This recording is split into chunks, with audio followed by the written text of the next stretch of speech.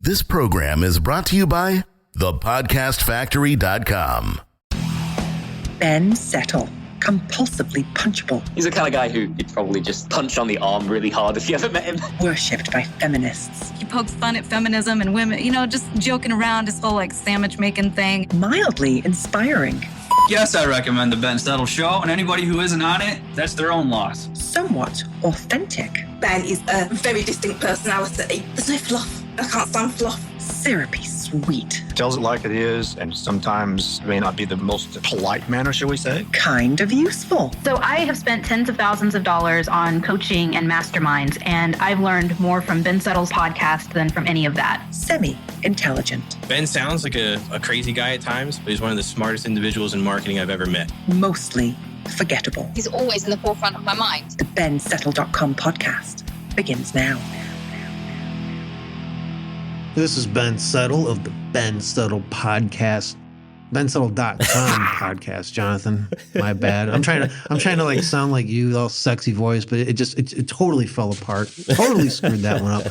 But so anyway, you and I were having this discussion before we started recording that I'm not going to get into it all right now, but I think it'll make for a good topic someday. Should I want to reveal more valuable stuff than I have been on this show? But that's neither here nor there, as they say.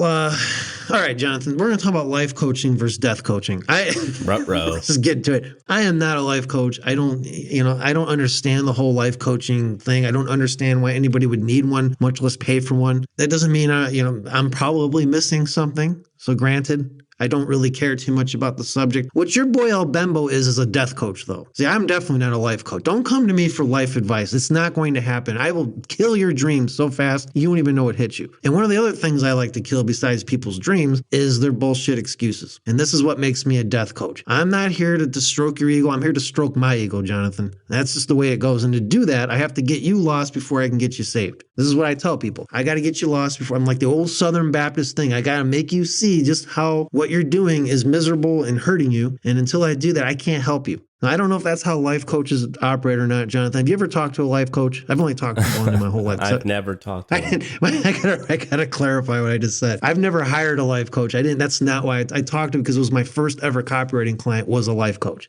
And I wasn't selling the horse shit service. I was selling, that wasn't a very nice thing to say.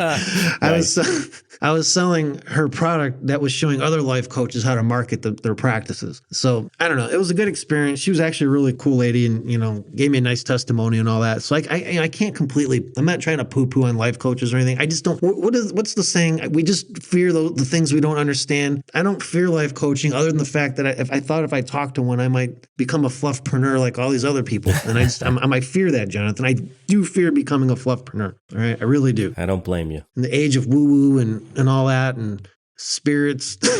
Spirit animals.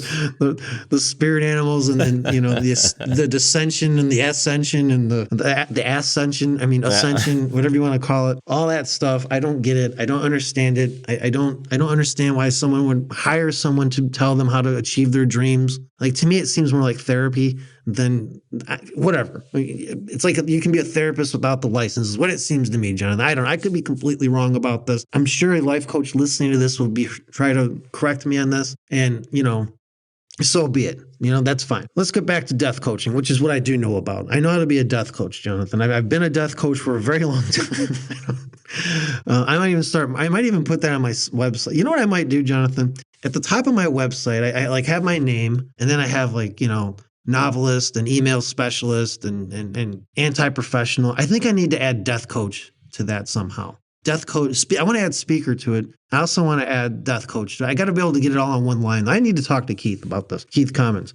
But back to the thing. So here's an example. Now, here's a real life example of my death coaching. Well, first I'm going to give you an example of someone else who got some death coaching, and then I'll give you an example of how I've death coached my list. So this is a couple of years ago. I remember getting this, and I still remember to this day, for some reason it's stuck in my mind, where this guy wrote me this email. I don't know. He was replying to one of my daily emails, and he's like, Ben, I really just couldn't stand you for the longest time. I'm still on your list, but I didn't like you until recently you made me realize why I don't like you so much. And so I emailed him back and said, well, why is that, sir? And he goes, because you're kind of like this girlfriend I used to have who would always call me out on my bullshit. And it used to piss me off, but then I'd realize she was right. And then I'd have to admit she was right. And then, of course, that nobody wants to do that. His ego didn't want to admit that she was right. He goes, you're kind of like that. Like in your emails, you call me on my bullshit. You don't let me get away with my bullshit, with my excuses or anything like that. Why sure I'm using the word bullshit a lot. I hope Candace's child is like covering his ears.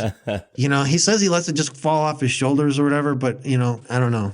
You know, I don't know, Jonathan. I don't know if I'm the man who should be like raising other people's kids via the podcast. I don't know if I'm really that good of an influence. I kind of fear for some of the people who do this. I really do. I mean, I don't even have my own life together. How the hell am I influencing the next generation? I could barely take care of my dog, Jonathan. Like, I don't know how you do it. I really don't. You're so like responsible and everything with your kid and all that. I'd probably forget he's even there because I'd be like hanging out, doing something else. And suddenly, you know, I get a tap on the shoulder.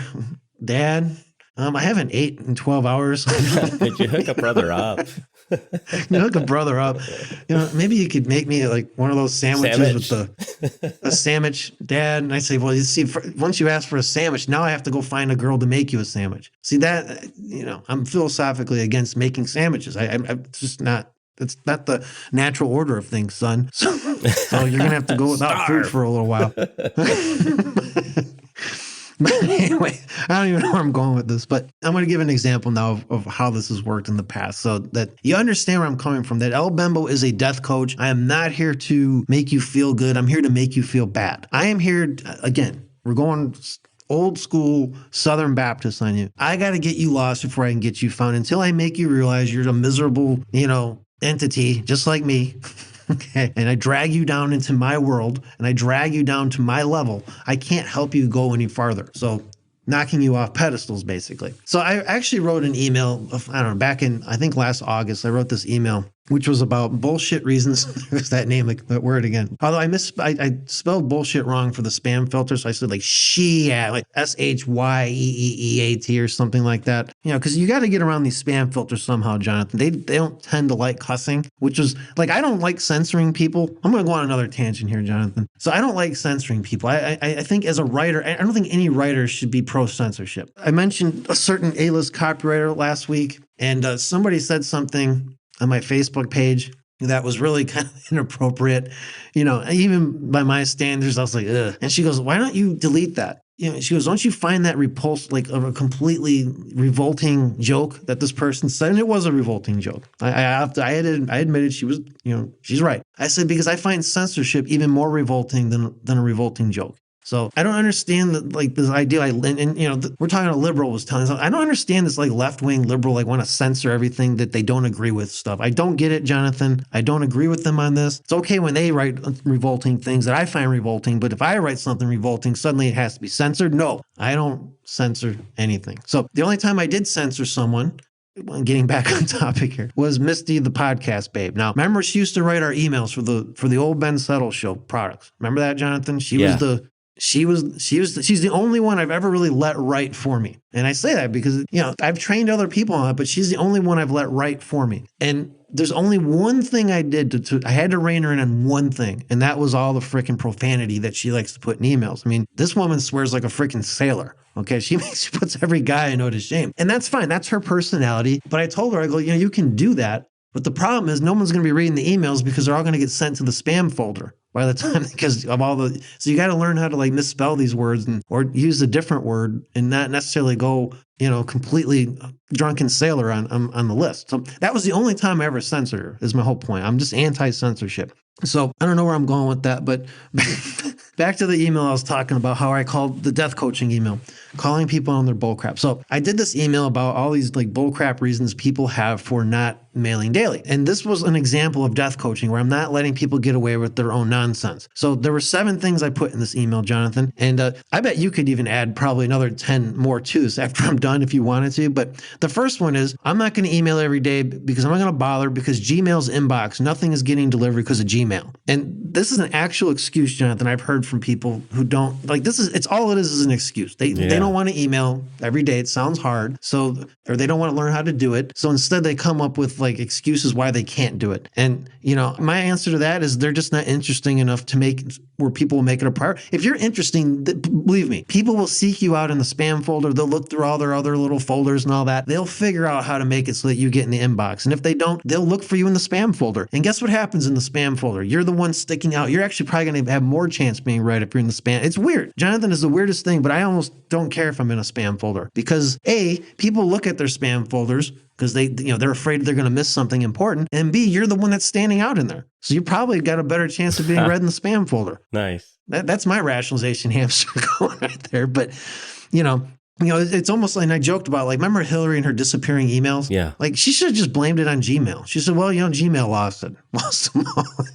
She might have actually gotten away. There have been a lot of internet marketers that would have nodded their, oh, yeah, that's probably is what happened. Because, they all want to blame Gmail for all their problems. Another bullcrap reason people don't email daily, and Death Coach Ben is only too happy to get people thinking differently, is I don't have time to write an email every day. They don't have time, Jonathan, but they have time. Somehow they find time to post irrelevant idiocy on Facebook all day, right? But they don't have time to write an email designed to sell something. They have time to go watch TV and watch their favorite TV show and sit through the god-awful boring commercials or fast forward with their TiVo. They have all this time for this other stuff. But when it comes to just writing an email, which they could just do right when they wake up in the morning and be done with it, somehow time has eluded them, Jonathan. Sometimes it has slipped past their grasp. I don't buy into that. Okay, so that's another bull crap. And I'm here to tell you, whoever's listening to this, you have time to write an email every day. Okay, you do. In fact, the more busy you are, probably the better you will be at writing daily emails because you already know how to prioritize your day.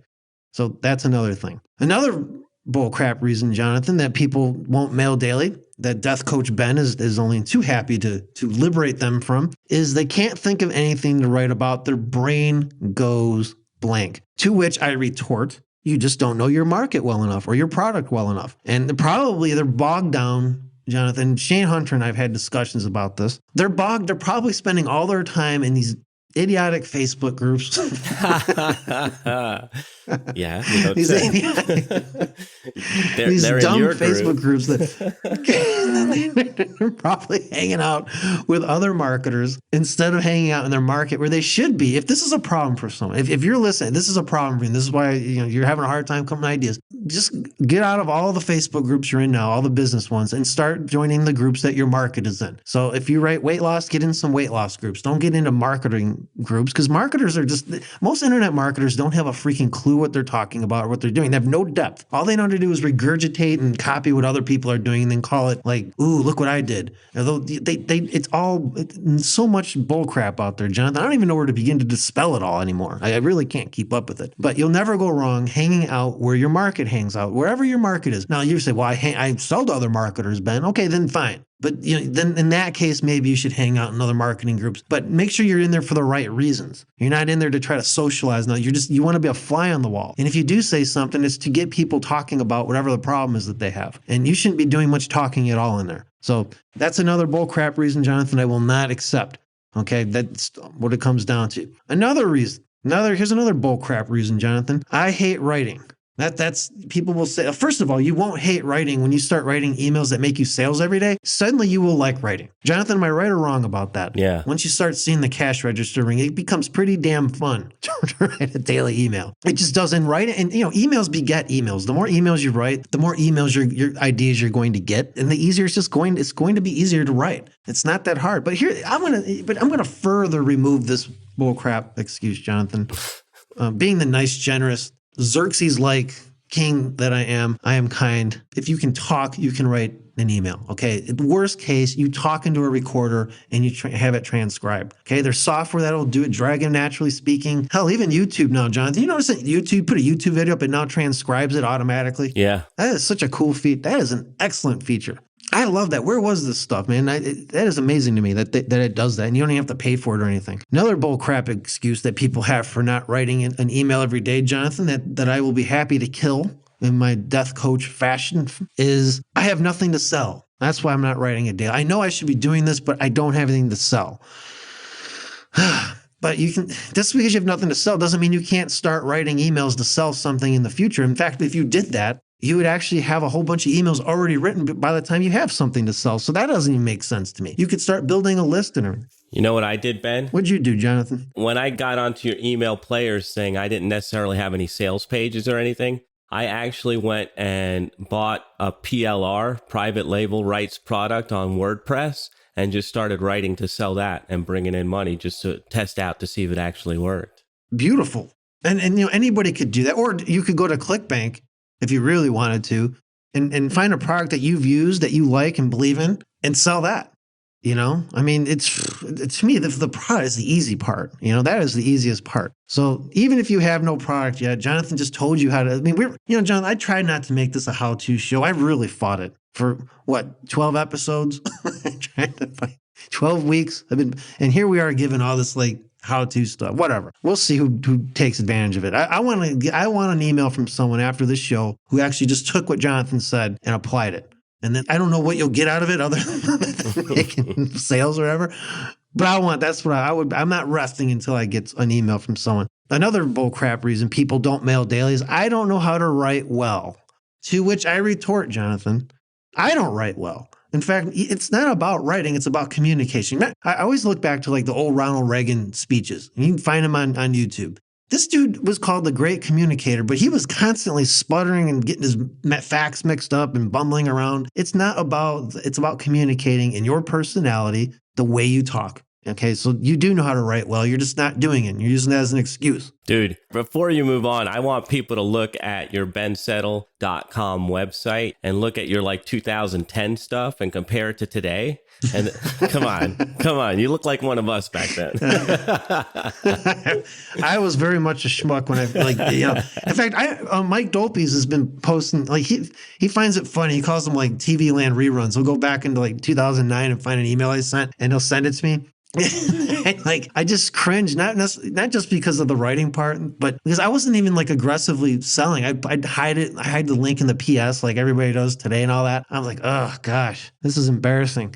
So yeah, everybody starts somewhere. You just start doing it, and no excuses. Okay, well I'm going to go over one more bullcrap excuse that the death coach here is going to liberate you from letting you have as an excuse, and that is, I have too much client work to focus on. I don't have time for daily email. So they have time, Jonathan, to build someone else's company, right? To make sales for someone else, but not themselves, is what they're saying.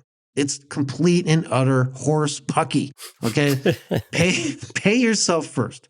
Okay, we've talked about this is in my villains book. I've talked about that. I did a whole show on this in the old Ben Settle show thing. Pay yourself first, not just financially, but in time. The first hour of every day belongs to you, not your clients. If you do this, okay, you're going to approach your client work with a lot more excitement and vigor than you would have before because you got your thing done first. What most people do is they put their thing off until later that in the day, I got to do this stuff first. And then they almost resent their client, as they should, but they really should be resenting their own stupid decisions for not doing their own stuff first. And it's just dumb. But why not do your own thing first? I'll never understand that. But so those are 7 bullcrap reasons, Jonathan, that I'm going to play Death Coach on. I'll do more Death Coach episodes in this show for sure, because this was kind of fun. Next time, we are going to continue with, I'm going to reach into my sack.